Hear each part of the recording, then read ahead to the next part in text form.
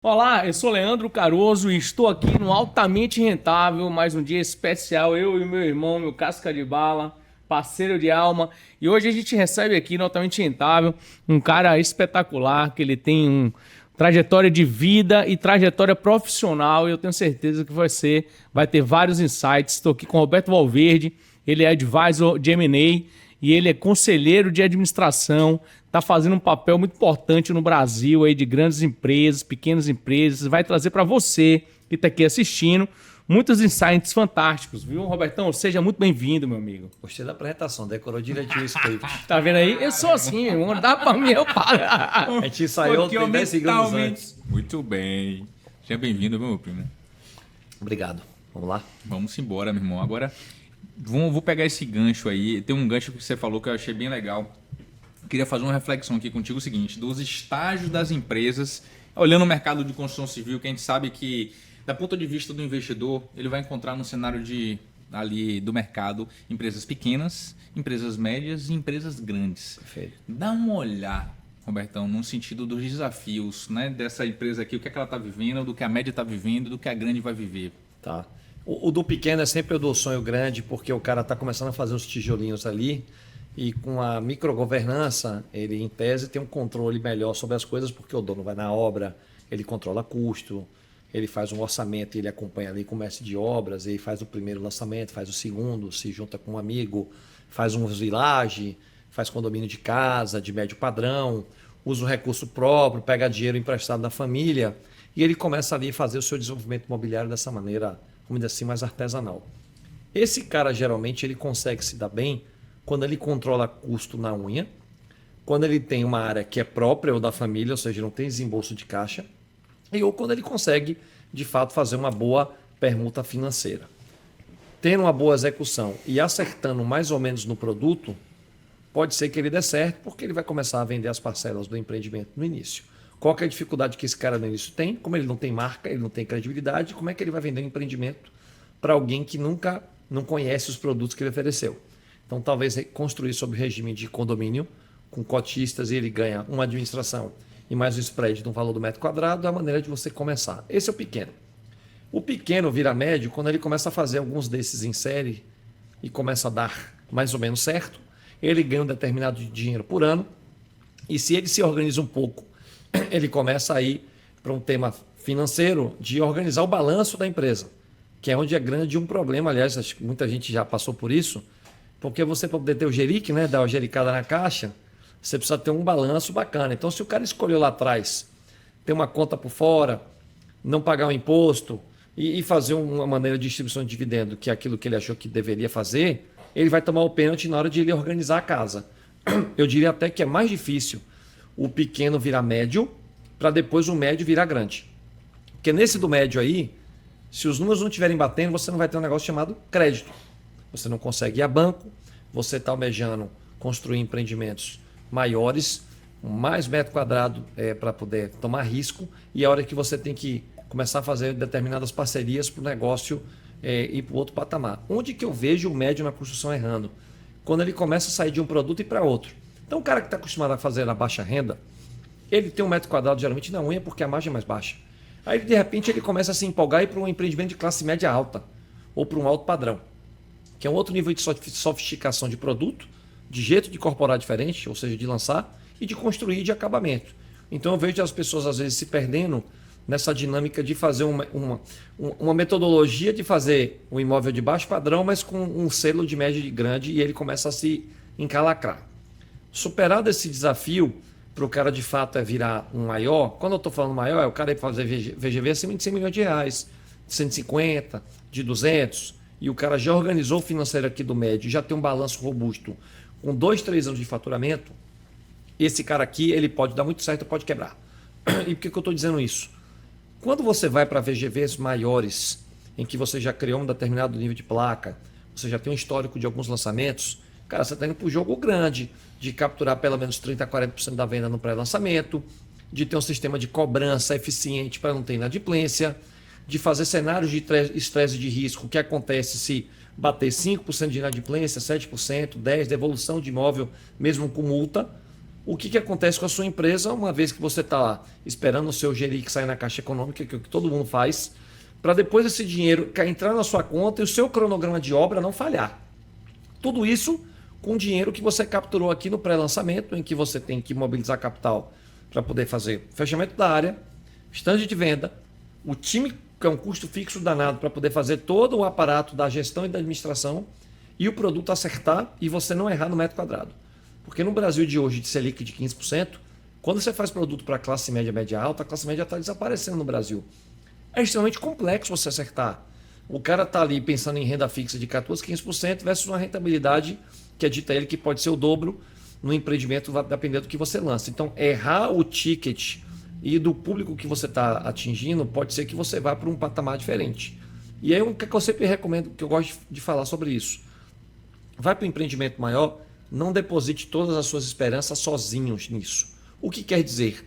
Não desperdice todo o seu capital arrecadado, não invista ele todo no all-in, no único projeto. É preferível você trazer sócio, mitigue risco, distribua resultado, mas distribua risco, que é mais importante. Porque desse empreendimento, se você lançar um VGV de 150, 200 milhões e você botou por hipótese um sócio, e você distribuiu o resultado com ele, você já ganhou outra musculatura, para na próxima você já de repente, sozinho, ou você já distribuir com esse parceiro outros produtos em torno do que você já está acertando na cidade que você tem ou numa cidade próxima. Cuidado com o oba-oba de você acertar um produto, dois e achar que você pode estar invencível e começar a lançar produtos de diferentes perfis ou de diferentes cidades. Por quê?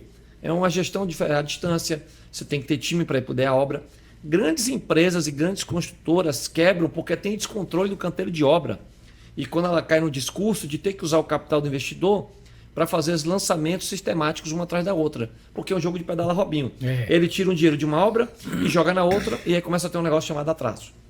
Então tem que ficar atento a isso. E por sinal, se você olhar balanço de empresa de construção civil listada na Bolsa, é um cenário de terror. Porque eles vivem altamente alavancados, dependente de portfólios futuros. Ele está vendendo futuro para o cotista na Bolsa. Por isso que a empresa de construção civil ela tem baixa liquidez. Ela que a gente chama de small cap. Porque é um negócio de altíssimo risco, em que o cara tem que sistematicamente estar fazendo uma série de lançamentos e é impossível você acertar a mão em todos os produtos que você lança. A não ser que você comece a fazer uma estratégia de mitigação de risco, que é o que a Moura do B começou a fazer, para não ter grandes problemas de caixa que ela já vinha tendo. Hoje ela constrói muito mais sobre regime de condomínio. Verdade. E se remunera sobre a taxa de administração, porque o risco já não fica mais dela. Ela está ganhando dinheiro para fazer a gestão. Porque ela vinha colocando todo o dinheiro dela em lançamentos ao mesmo tempo, simultaneamente, em várias cidades pelo Nordeste aqui, se tornando o rei do Nordeste, e era uma prática que o mercado já estava começando a questionar até onde que ele ia. Basta ele errar a mão em um lançamento, dois, que você começa a comprometer toda a liquidez do negócio e geração de caixa futura. Botou pra quebrar, né? Sim, então, porra. para dar um lastro nessa conversa aí, o papo foi excelente, mas para o pessoal entender o porquê de você estar hoje preparado para falar como você falou. Eu queria que você falasse um pouquinho da tua jornada como conselheiro. O que é que você tem feito como conselheiro para poder te dar essa visão? Então, o papel de conselheiro de administração ou de consultivo de empresas é de você estar ali ajudando os empresários na parte estratégica e de gestão da empresa. É como se eu fosse o ombro e chefe amigo de alguém. Então, a gente olha número, finanças, resultado, nível de executivo, expansão, estratégia, nível de endividamento, estrutura nova societária, fazer processo de fusão, de aquisição, em spin-off de uma estrutura, venda de um todo, fechar a empresa, fazer um turnaround, que é fazer uma ressignificação da empresa como um todo. Às vezes você pega uma empresa que ela está numa vertical de serviço que ela acha que é boa, muito ruim. E você tem que começar a pivotar a tese para outros negócios que ela não estava olhando, porque são segmentos que ela nunca atuou, mas que no Brasil mudou e você precisa levar a empresa para um outro patamar. Então, o fato de atuar nesta natureza de atividade em empresas de diferentes perfis econômicos, indústria farmacêutica, serviço financeiro, construção civil, tecnologia, mobilidade urbana, infraestrutura, saneamento, empresas que têm DNA de consultoria, de ESG, lhe permite ter uma visão 360 graus sobre praticamente qualquer setor, porque as dores são muito parecidas. E o que muda muito é a dinâmica da organização interna da empresa, o perfil dos sócios, o que eles querem, o que eles acham que deveriam querer e aquilo que eles acham que deveriam saber e não sabem. E a gente trabalha com reflexões para eles conseguirem respostas. Então, quando a gente tem que olhar mundo, então meu papel é olhar a economia mundial, brasileira, latino-americana, falar com o investidor, pensar futuro, ver o impacto de inteligência artificial positivamente e negativamente nos negócios, ver o impacto de mineração da informação, ver a agenda de inovação com um outro olhar, que nesse papinho de PowerPoint que McKinsey quer vender para alguém, e um papo, cara, de gestão dia a dia com empresas que acham que tem uma governança ok, mas na verdade é uma empresa que cresceu de um jeito meio torto e que aquele patamar que ela atingiu não significa que vai ser o próximo passo para ela passar essa arrebentação e jogar um nível, por exemplo, de UEFA Champions League. Eu vou construir um raciocínio aqui. Dentro da incorporação e diante do tamanho da empresa, você tem condições de acessar o crédito de algumas formas para viabilizar os empreendimentos, tá? Okay. E uma vez, cara, eu fui sentar com um investidor mais sênior e aí ele me perguntou, né? A sua empresa tem governança? E a gente ainda não tinha. E assim, para que você acesse alguns tipos de créditos com alguns níveis de aceleração, é necessário que a sua empresa tenha não só um balanço, né, aprimorado, mas tenha diversos itens que eu acho que você pode falar isso pra gente aqui, porque pra mim foi pra gente, não foi? Estamos juntos. Foi um desafio muito, naquele momento ali, estar na mesa com aquele camarada e entender que ele ali estava dando um ponto de atenção para preparar a minha empresa para poder dar uma alavancada. E foi a partir dali que a gente criou um caminho para chegar onde a gente está. Qual é o caminho, Beto, para poder a empresa acessar esses níveis de crédito aqui? Ó? Você acessou esse nível de crédito aqui, que é um Smart Money. Smart Money aqui é um Freedom. Depois você vai para banco, depois você vai para fundos imobiliários. Se você já vendeu sua empresa para um fundo. Conta um pouquinho, Anny, dessa cadência. E dessa bendita boa palavra chamada governança. Que é assim, ó.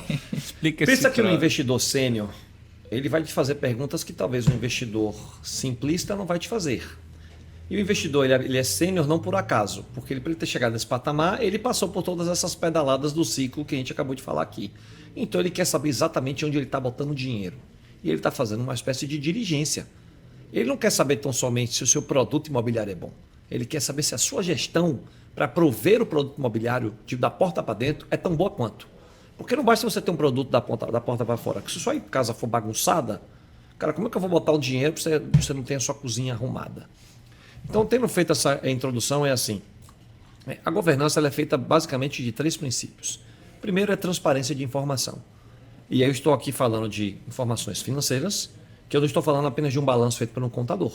Mas são os KPIs do negócio financeiro, em que você projete um DRE para o investidor, mostrando a viabilidade do projeto, cenários de estresse, taxa de retorno projetada, o que pode acontecer se o empreendimento for lançado num valor de metro quadrado XYZ, o que acontece se o custo de obra aumentar 10%, 15%, 20%. É isso que o investidor quer fazer, ele quer saber a mitigação de risco do dinheiro dele. Então, primeiro é transparência de informação. Dando continuidade a isso, ele quer saber o seguinte, tá bom, e como é a estruturação do seu escritório? Você tem controller? Você tem diretor financeiro? Quem ocupa essa cadeira? Quem que toca a execução das obras? Quem pensa produto?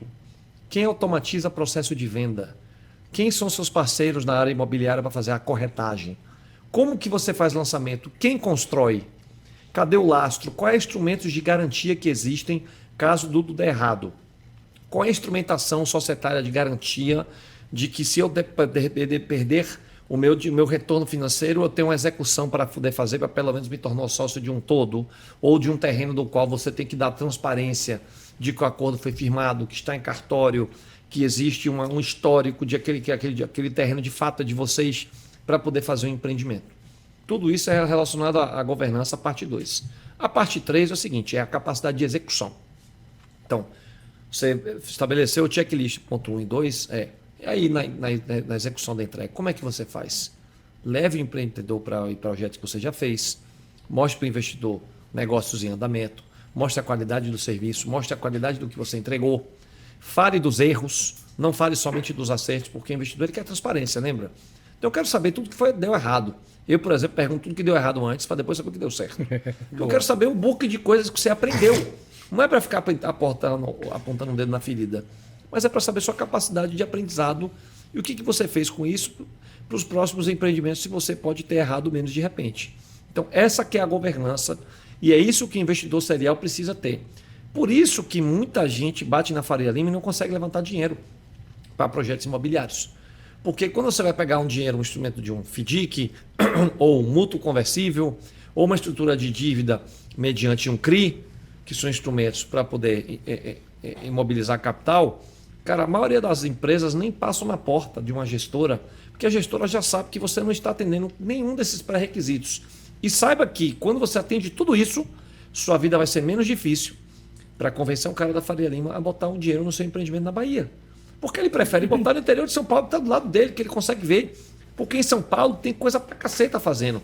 Em Tatuapé, na Moca, na Zona Norte. Por que ele vai botar o dinheiro dele no empreendimento na Bahia? Ele vai pedir um prêmio pelo risco de estar fora de São Paulo. Porque o investidor é um pouco preguiçoso. Aí agora você tem que sair um pouco da Faria Lima e procurar investidores estratégicos que não seja um cara da Faria Lima, mas seja um cara que bota dinheiro em projetos no Brasil.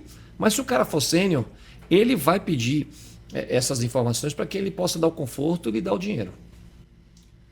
Isso aconteceu com a gente e isso deu um start onde a gente começou a trajetória da governança, do controladoria, ajuste de balanço. Outra virada de chave grande foi a primeira vez que a gente foi tomar um dinheiro emprestado na Caixa, né? Foi, né, cara? E aí a galera eles meio que vão ensinando e moldando a sua empresa, porque tem uma outra estrutura de crédito, e eu fiz essa provocação para falar exatamente isso aqui, porque é o seguinte, ó, eu acredito que não precisa ser um investidor sênior para poder buscar uma segurança dessa na empresa, entendeu? Então, assim, você falou de uma estrutura de fundo, mas hoje, por exemplo, Faria Lima, né? Hoje, se você... A gente aqui na empresa tem uma modalidade aqui que são as modalidades das SCPs, né? Perfeito. E tem muita empresa que tem a modalidade de SCP. E eu quero chamar a atenção porque a modalidade jurídica e contábil da SCP por si só não garante o sucesso. Perfeito. Né? Então, assim, se você, na realidade, vai investir numa SCP, ou ela sozinha, ou em conjunto, ou mútuo conversível, né? Eu acho que você precisava ver, né? Ter no mínimo de documentos que você acabou de dizer ali. Obviamente que não precisa dessa robustez, que você não vai para Faria Lima, mas você precisa ver no mínimo, né, se a empresa tem um balanço, uma DRE, um controle, se a empresa... Quem é que está, né? Quem é que está na cozinha dessa empresa? Quando você fala de SCP, que é a Sociedade de Contraparticipação, você tem que ver o tamanho do cheque que você está pegando. Isso. Porque se você vai, por exemplo, se você vai lançar um empreendimento com Porto Balena, com VGV de quanto? 130 milhões? 145. 140. Imagina que você está querendo levantar 70 milhões no mercado, sim, por hipótese, e você quer 10 cheques de 7 cheques de 10 milhões de reais. Okay? O cara, para te dar 10 milhões de reais, não é o mesmo cara que vai te dar 300 mil reais no empreendimento. Com certeza, né? Então, o nível de exigência dele de informação vai ser diferente. Vai.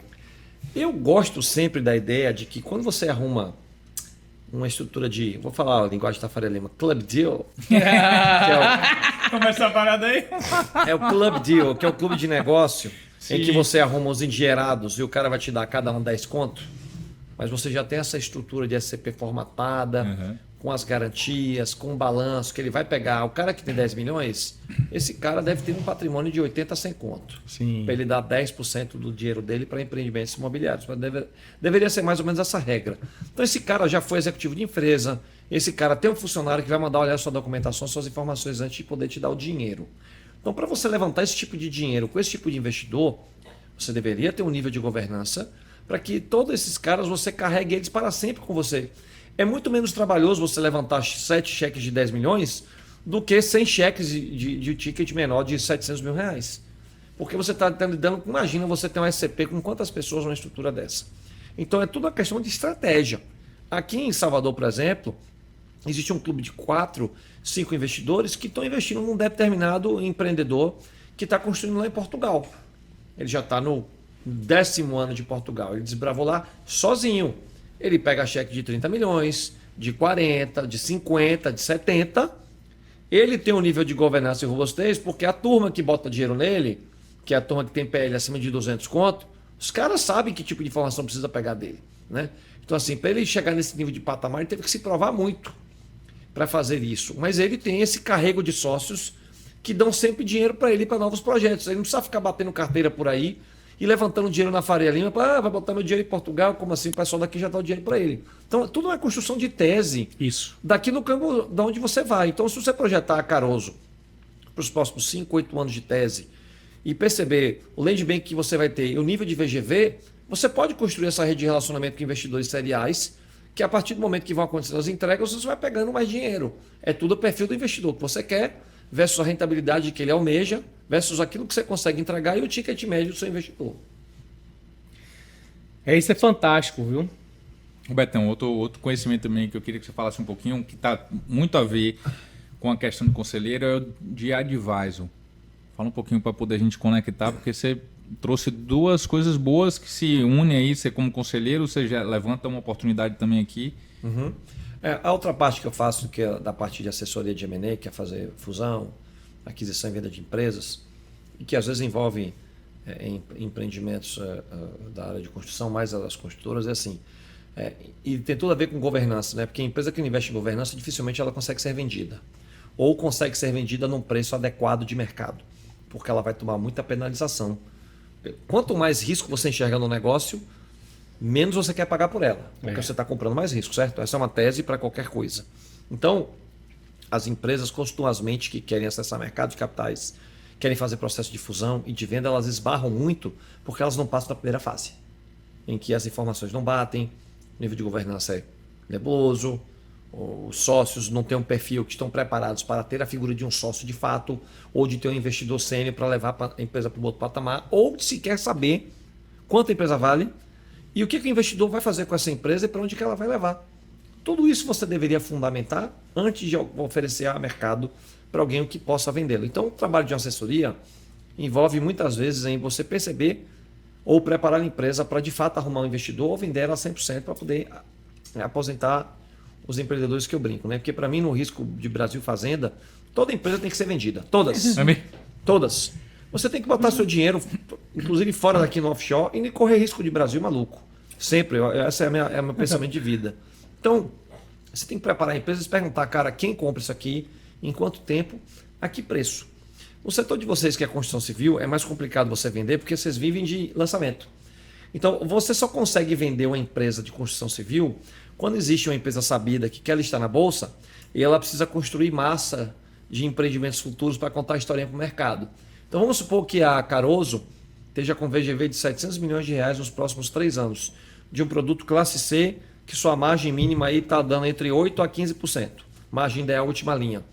Aí tem uma empresa que vai listar na bolsa, em que ela trabalha com um produto parecido que o seu, e ela precisa dizer para o mercado que ela vai ter 10 bilhões de VGV. Ela fala, vou comprar a Caroso, que tem 700 milhões de VGV, vou juntar com mais 5 ou 6, junta tudo, igual o modelo Brasil Brokers, Sim. Junta tudo e lista a empresa na bolsa e você dá uma saída e vende. Então, empresas de construção, elas conseguem ser vendidas neste tipo de operação, ou quando seus próprios investidores gostam tanto do que você está fazendo, falam, cara, na boa, deixa eu comprar isso aqui, bota executivo aqui, eu tô a fim de pagar essa grana porque eu entendi que seu negócio me dá 20% ao ano de dinheiro, vou ter esse dinheiro para você por 5 anos. Às vezes acontece, é difícil, mas não é raro. Então, são 2 momentos que o setor de construção pode vender. Agora, pensa aí, quem é o empreendedor da construção e incorporação que pensa nisso ou que tem essa informação do que eu acabei de dizer? Poucos sabem disso. É verdade. E eu já conversei com 2 que estão vivendo momentos parecidos lá, 2 esperando na janela da Bolsa. Estão lá em São Paulo, já está mais de 15 anos empreendendo, tem VGV aí de um bi 100, tem uma execução de VGVs de mais de meio milhão de entregas, eles têm toda a cadeia de valor dele, corretor, corporação, construção para poder melhorar a margem, eles fazem tudo by the book, só fazem empreendimentos pela classe C e D, e tudo perto ali na Grande São Paulo, que ele tem um land bank barato que eles compraram ao longo dos últimos 10 anos. No estilo português de fazer, metodologia ali, ó, de 2 donos em cima de tudo dos processos, que eles estão mirando a grande saída, se conseguir juntar com a empresa que vai fazer a IPO no Brasil de fazenda, melhorar o cenário de 1 a 3 daqui a 3 anos. E ele consegue talvez listar a empresa na bolsa. Mas veja quantas variáveis tem para o empreendedor conseguir fazer um movimento de saída e botar o dinheiro no bolso. Então, parte do meu trabalho é fazer esse acompanhamento, essa assessoria, pegar a empresa, preparar ela e arrumar investidor e vender e deixar o empresário rico. Ou pelo menos não deixar ele pobre. Sim. Você vende e fica rico, meu irmão, a probabilidade de você ficar pobre é alta. É verdade. Às vezes o cara tem um problema de dívida que vai estourar, né? Ele precisa mitigar risco e ter o patrimônio lá fora. Já vi de tudo. Ô Beto, tem um negócio que sempre me intrigou, velho, que eu, nas minhas idas lá para São Paulo, numa imersão que eu fiz na Star, se falou muito que era você trazer um fundo para comprar parte da sua companhia. Olha a empresa que foi vendida pela segunda vez e não deu certo, a própria Starce. Entendi. Ok, vai lá. E aí eu queria entender esse movimento, velho, porque um dos empreendedores falou o seguinte, velho, fiz esse movimento, né? Hoje, olhando para trás, não sei se eu faria de novo, né? Então, tipo assim, trouxe uma série de elementos para minha empresa que mudaram a forma como a gente fazia as coisas, né? Outros já levantaram e falaram, foi a melhor coisa que eu fiz, porque acelerou, né, a curva de crescimento do meu olhar empreendedor. Então, eu queria seu olhar sobre isso, velho, trazer um fundo para a sua companhia, né, misturar essa gestão ou não misturar para tomar uma decisão dessa, velho. Depende para onde você quer ir. Então, por exemplo, se a Starce, por exemplo, vamos falar da própria empresa, que essa tem o conhecimento de causa, que é uma empresa organizadora de eventos, é isso que ela faz. Empresa pequena, de 4 a 6 sócios, e o Fundo Pátria, que de nada de evento entende, ele se juntou lá com o Fundo de Capital de Risco e disseram lá dentro de que era legal investir no setor de educação corporativa, e a Starce se posicionou como uma empresa dessa, como se estivesse rivalizando com a G4 da vida, Sim. que tem o mesmo pitch. E aí a Starce arrumou um sócio investidor, que é o Pátria, que não era um sócio estratégico para o negócio, porque era um sócio dinheirista, botou um negócio 30 milhões de reais que não dá para o fundo. O que eu avisei na época, eu falei, vocês venderem empresa para o sócio errado, que ele vai agregar pouco, porque ele é um sócio de mercado de capitais, cabeça de banco. O seu negócio tem muito mais viés de tecnologia do que de economia real. O seu negócio vai andar de lado alguns anos e vocês vão ter que revender isso aqui para outro fundo. Foi o que acabou de acontecer semana retrasada. Vocês podem mandar meu Pix lá, porque eu anunciei, é isso. E aí, o fundo não foi estratégico para eles, não agregou valor, o fundo ficou lá marretando os caras para ter retorno sobre 30 milhões de reais, em vez de deixar os caras escalarem e crescerem. Os caras andaram de lado e agora o fundo deu saída para arrumar um outro fundo que vai entrar no negócio com pitch de que agora eles vão para outro patamar, que também não vai. Estou avisando isso agora em 6 de outubro de 6 de 25. outubro de 25. Eu avisei lá atrás, 21, estou avisando de novo. Então, não é um sócio estratégico para um negócio que não tem escala, para um negócio que não tem uma recorrência de receita, um negócio difícil que o custo de aquisição do cliente aumenta cada vez mais, porque é uma carnificina de anúncio no digital com uma copy barata lhe prometendo uma entrega do qual não existe. Esse é o mercado de educação corporativa no Brasil. E a G4 se assemelha exatamente na mesma característica que eu disse. Por isso que ninguém nunca vai comprar aquilo. Vai ser uma geração de caixa, de dividendo para o sócio, está tudo certo. Os caras ficam ricos na física, mas a jurídica vai ser pobre. Porque a empresa não tem equity com valor grande e a empresa é pobre, certo? Então ela paga dividendo. Então, para você arrumar um investidor correto, você tem que perguntar o que ele vai agregar, o que você quer dele. Eu quero apenas alguém que vai aportar capital. Saiba que investidor clássico financista, quando ele aporta tão somente capital, você tem que ter toda a entrega do resto. Governança, próximos passos, execução. Porque o cara que está te dando dinheiro, ele vai te cobrar pênaltis e garantias para pelo menos a taxa de retorno que ele projetou do dinheiro dele vai se realizar na ano, senão esse cara vai te diluir. Então, nesses casos, podem valer muito a pena, como não pode. Depende do sócio que você quer. Eu quero arrumar um... Tem uma palavrinha chamada Smart Money, que é a maior falácia que o mercado já inventou de dinheiro inteligente. Isso não existe. O cara bota dinheiro e vai te ajudar na gestão, e vai te ajudar no dia a dia. Não existe. Esse cara está ocupado, olhando várias outras coisas. Você é mais um PowerPoint que ele botou uma grana, e ele vai fazer um follow-up com você numa reunião de conselho de apresentação de resultado durante 1h30 do tempo dele no mês. Essa é a vida que te espera. Inclusive startups de tecnologia. Porque o cara põe dinheiro em 30, 40 teses. Você é mais uma lá que ele está soprando velhinha para ver se vai dar certo ou não. Senão ele fecha o fundo e sua empresa toma o que a gente chama de write-off, né? Ela é desligada. Então, você tem que ter ciência do jogo que você está entrando, que você vai jogar. Saber utilizar o melhor do investidor, que geralmente é um pouco de dinheiro carimbado, porque o cara te deu um label que você vai sair no valor econômico e você ficou mais bonitinho. Sua empresa vai ter um valor de mercado diferente. Faz muita diferença o nível de sócio que você tem no dia a dia da sua empresa. Então, o que eu recomendo sempre? Se você vai arrumar um sócio que é investidor, tenha boas sócios de execução de estratégia do teu lado. E tente extrair desse investidor exatamente quais são as entregas e exigências que ele vai te fazer antes de botar o dinheiro. E converse com o mercado de quem já fez negócio com ele, para você poder ver quem agrega. Quando você arruma dinheiro com o investidor e você já tem imaginando que daqui a 3, 5 anos esse investidor vai lhe comprar o resto, ou essa empresa vai sair de um valor de uma vez para 5 vezes, caso todas essas premissas aqui deem certo, é o seu grande evento de virada de chave e de liquidez que dá certo para a minoria das pessoas. E por que dá certo para a minoria?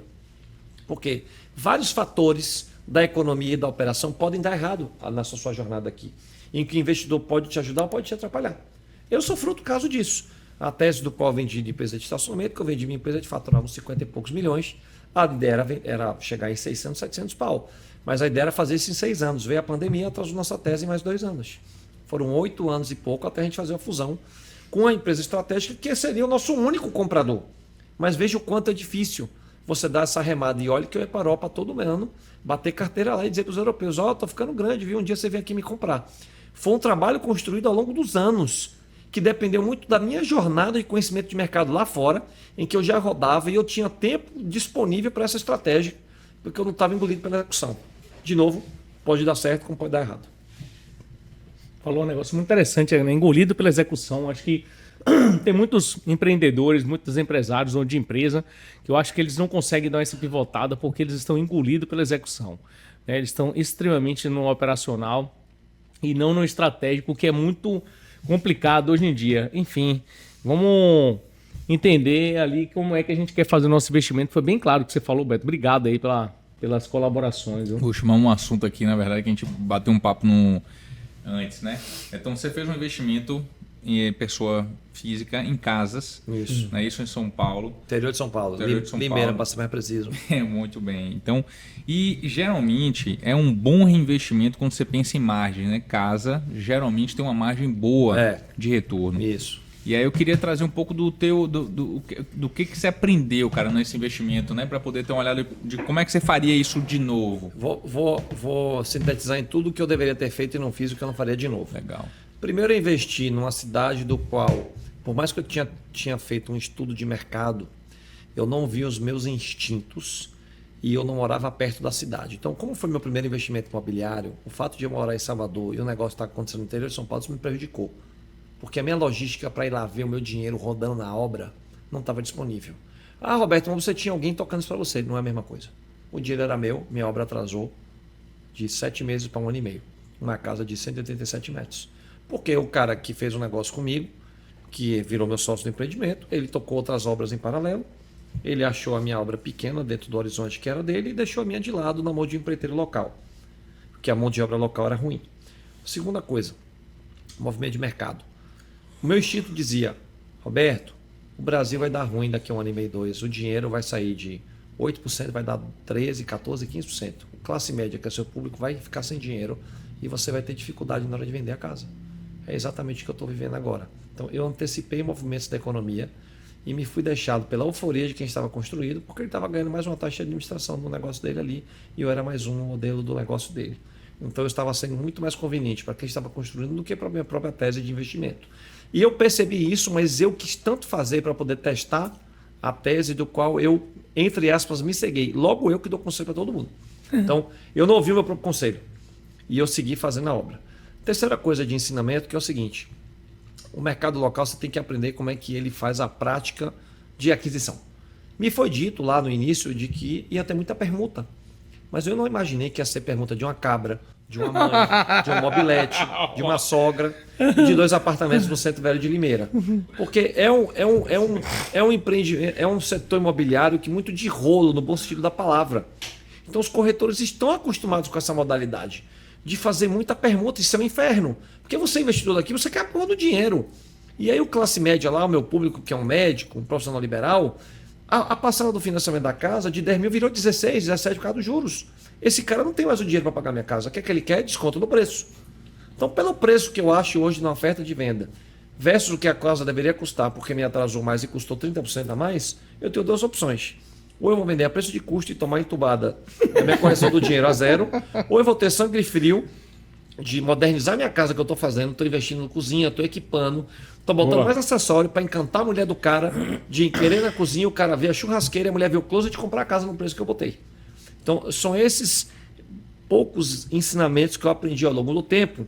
E outra coisa, né? Quando você está fazendo um negócio com um sócio, em que existe um modelo de prestação de conta, quando você vê a prestação de conta começando a ficar mambeme, tenha medo. É porque algum Fica o quê, Beto? Mambeme, né? Tá dando Ah, eu tenho um relatório, eu tenho isso, aquilo, outro, aí o relatório não chega. Aí o Excel não manda na semana. Aí você tem que mandar olhar os números de outra premissa. Você começa a achar que tem coisa errada, que o cara tá bagunçado. E outra coisa, o cara que constrói, quando você vê muito turnover da empresa dele, que foi o que aconteceu comigo, fala, cara, toda hora esse cara muda o gerente, é o cara fulano, não fica um nessa empresa aí, porque é uma bagunça. Então eu entrei na Kizumba Baiana no interior de São Paulo, velho. Me lasquei literalmente. Não faria de novo nessa modalidade nesse princípio, a não ser que fosse debaixo do meu nariz, com gente que eu pudesse estar olhando de verdade no dia a dia. E é um tempo que hoje eu não tenho disponível. Então esses são os meus ensinamentos. Massa. Boa, gostei. Meus aprendizados. Vai dar uns cortes bons. Eu falei com o Renan, tem um da cabra é boa, vai da permuta. Você não aceite cabra, meu irmão. Maravilha, velho. Porra, o papão foi bom, viu? Maravilha, estamos chegando aqui no final. Né? E Foi bom. Foi bom demais, cara. É sempre bom estar com o Robertão ali. Ele é um camarada que Deu tem uma. Terceira vez que eu venho aqui. Terceira Cada vez, né, cara, cara? Mas né? você tem uma visão muito ampla, né? Você é um cara que estuda muito, então pode trazer e fala muito objetivo. Então o que a gente levaria 1h30 para falar, a gente fala aí em 40 minutos. Bom E pra todo bacana, mundo. bom para todo mundo, né? Foi bom, velho. E Beto, como essa missão dele de conselho amplia, né, velho? Você passou a lidar com diversos negócios, faz cruzamento na mente. Viaja muito, né, cara? e Tá de muito negócio. sempre antenado. Vender estudando. negócio também deve ser uma puta experiência. Cada também, venda é uma muito arte, boa, velho. cada Rapaz, eu é uma imagino, negociação velho. diferente, nunca é igual. É uma Todas as são situação. inúmeras. Se eu te contar aqui das empresas que eu estou vendendo os modelos que estão na mesa e as dificuldades. Tem empresa que o cara pode quebrar a qualquer momento e o cara se fudeu no FDIC que não deveria ter pego. Tem outro cara que na hora da mesa, no final da negociação, o cara quer aumentar o preço porque ele instintivamente acha que o cara está jogando o preço para baixo. Tem outro que é um player asiático que fica pedindo informação nova a cada 2 dias, enchendo o saco, mas não chega no finalmente, não apresenta a proposta de preço. Tem a dona vislumbrada que quer morar em Nova York e ela está imaginando fazer o cheque a qualquer momento em vender a empresa e o cara está entubando ela na negociação. Tem de tudo, cara. Então a gente tem que fazer a leitura do vendedor, do comprador, expectativa, homologar tudo, trazer experiência, tentar fazer um bom acordo para todo mundo, com as devidas ressalvas, e preservar o mandato aqui de estar preservando, na verdade, a vida do cliente. Porque você vende a sua empresa, às vezes, uma única vez. É seu único ativo. Pode ser o seu único evento de liquidez na vida. Veja que responsabilidade a gente carrega. Se eu der o direcionamento incorreto, apenas para ganhar a comissão da venda, como a maioria das boutiques de M&A fazem em São Paulo, por isso que elas são muito ruins, e eu não indico que contratem nenhuma delas, é assim, o empreendedor pode aceitar um preço que não deveria, uma condição de pagamento que não vai se materializar, vai tomar descontos adicionais no acordo de acionista que ele não previu, quer botar o advogado da família para fazer a minuta para economizar dinheiro. Essa turma aí, se for nesse tipo de agenda, já está entrando perdendo, porque é bem complicado, é difícil você conseguir fazer um M&A bem sucedido e é difícil você fazer um evento de venda que o cliente de fato saia dele de uma boa perspectiva. Vai ter sempre alguém reclamando, mas se você sair com um book de reclamações excessivas, é sinal que a experiência não foi boa. Com certeza. Ô Betão, nessa jornada aqui nossa, eu vou lhe pedir para poder deixar uma mensagem visando o empreendedor, velho. O maior público nosso não é o cara que já ficou grande, né? É o cara, na verdade, ali, velho, que ele é investidor, vislumbrou o mercado, quer se tornar empreendedor e está dando os primeiros passos dele. Né? Mas é um cara muitas vezes motivado, velho. Então dá uma mensagem para esse cara aí, você com essa mente bacana de conselho, de venda, o que, é que você tem visto? A gente deveria tentar errar menos, no sentido de fazer suas experiências profissionais e empresariais, mas não deixa a empolgação tomar conta que a gente fica um pouco cego. Ganhou o primeiro dinheiro? Cara, vai com calma, pensa o segundo com calma, faz cenário de risco, vê o que tudo pode dar errado antes para fazer a segunda. Olhe bem com quem você está fazendo negócio, estude quem é seu sócio, estude o mercado antes de botar um negócio de pé, estude risco, veja para onde o seu setor está indo, vai na internet, abre canal no YouTube, pergunta a ChatGPT na versão paga, não na gratuita, para projetar cenários, para onde o seu setor está indo. Pergunte quais são as ameaças e riscos e oportunidades. Tem muita informação disponível no digital que a gente pode utilizar para ganho de aprendizado. Então, assim, esquece olhar a vida do outro, esquece olhar a vida glamourosa de uma Lamborghini verde alugada e jurerê, que esse mundo não é o real. O mundo real, cara, é de quem está aqui movendo, de estar empreendendo, independente do seu tamanho, do seu negócio. E a dica de ouro, negócio que tem margem abaixo de 10% nem comece. Porque o 10 vira 5, 5 vira 0. Tem que ser no mínimo 10, preferencialmente de 15 para cima, porque as oscilações permitem você ter pelo menos uma margem mínima ali para pagar teu almoço. Abaixo disso, eu vou recomendar que seja trabalhe para alguém que o seu risco está garantido. Com certeza. Boa. Eu gostei, deu uma dica boa. Betão, obrigado, viu, meu velho? Por De ter nada. vindo. Foi Esse massa. papo é Quem muito quiser falar legal. comigo, assim, ó, meu Instagram é Bota. Roberto Valverde 1, LinkedIn Roberto Valverde e YouTube agora Rob, R-O-B, Valverde. Vai estar aí, Aí, ó. ó, depois tu vai pegar, vamos deixar aqui na... Vamos pegar antes de sair daqui para deixar nos comentários aí, no comentário não, na descrição.